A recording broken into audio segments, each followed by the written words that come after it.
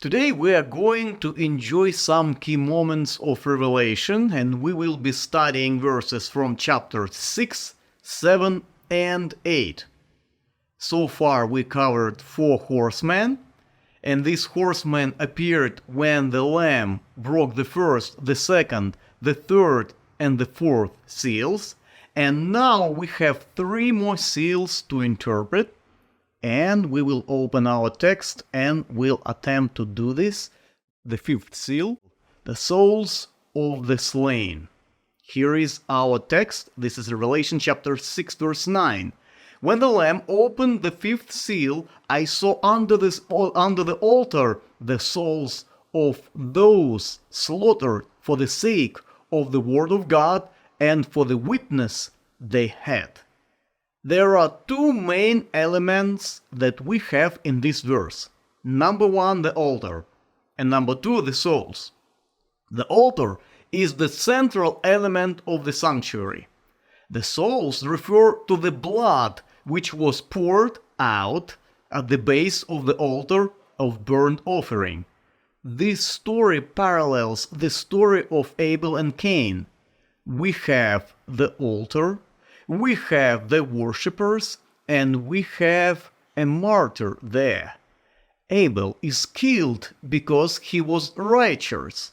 Now, the martyrs who die for the sake of the word of God, or could be for the Messiah himself, because he is called the word of God, and for the witness, they had to move to the space under the altar.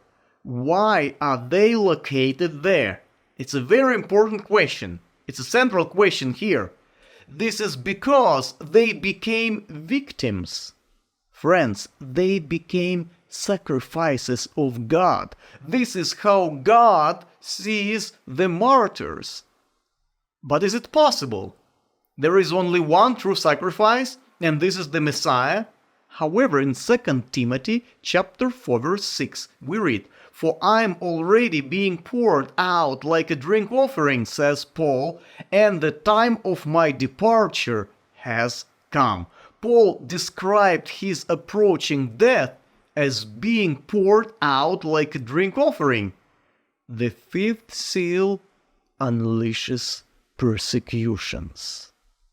Then we have verse 10, "And they cried out with a loud voice, saying, O sovereign Master, holy and true, how long before you judge those who dwell on the earth and avenge our blood?" And they cried exactly as it is written in the book of Bereshit or Genesis. We read in chapter 4 verse 10, "Then he said, What have you done? The voice of your brother's blood is crying out to me from the ground." So here we see the blood which screams. The blood wants to be avenged. Even though God allows difficult circumstances, trials, and even death, he remembers, friends, that his children are in trouble. He remembers his children and hears their cry even after their death. And verse 11 reads, "Then a white robe was given to each of them, and they were told to rest a little while longer until the number of their fellow servants was complete, their brothers and sisters who were to be killed as they had been." First, we see here something encouraging.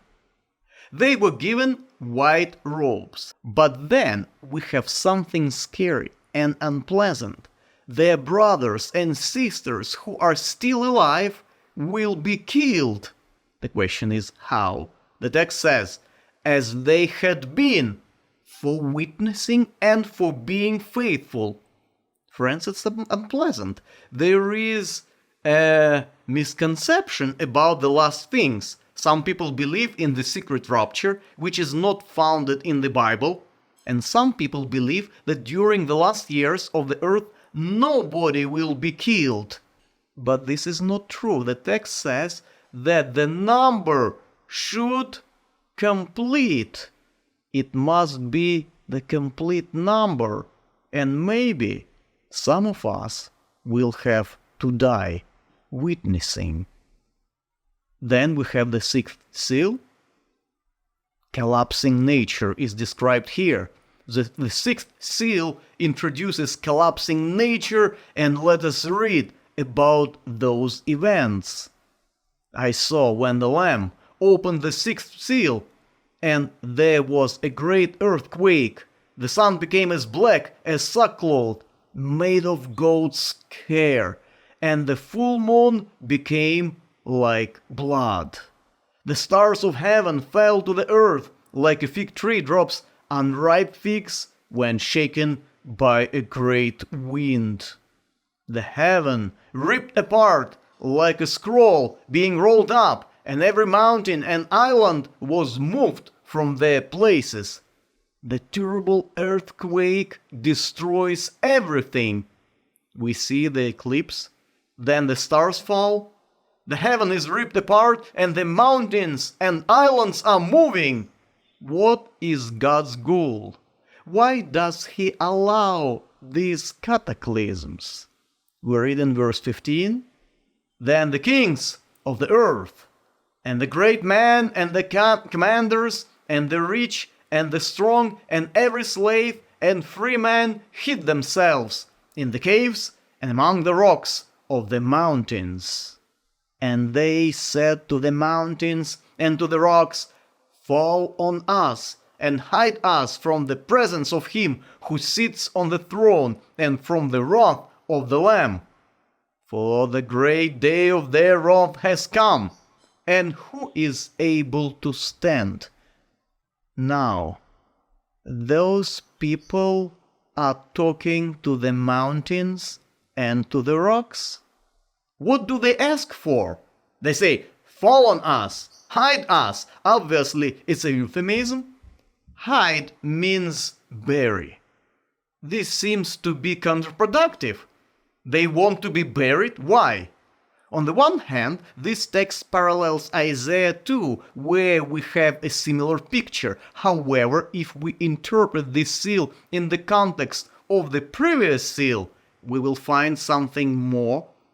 We will find something new, something even more important, because in addition to what Isaiah says, we see that here they ask, "Fall on us and hide us." The sinners in the ancient Near East, and especially in Israel, were very often stoned. Stoning is the capital punishment. But since this is not a crime against humans, regular stones do not work. Since God is great and all-powerful, they want to be stoned by the mountains and rocks. It is better to be buried under the rocks than to meet the one whose children they killed. And then we have the seventh seal, the seven angels with seven trumpets. Verses 1 and 2 tell us in chapter 8, "Now, when the Lamb opened the seventh seal, there was silence in heaven for about half an hour.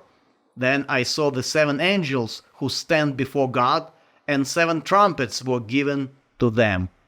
What do we see here? Silence. First we saw the souls, then we saw the ones who were guilty of the bloodshed, and after that, silence. And this takes us to our application. Are we waiting or we are escaping? We have just two groups, friends. So, what is our application? We may debate about the apocalyptic meaning of the prophecy. We may debate, disagree, and discuss different options. However, one thing is absolutely obvious, absolutely clear.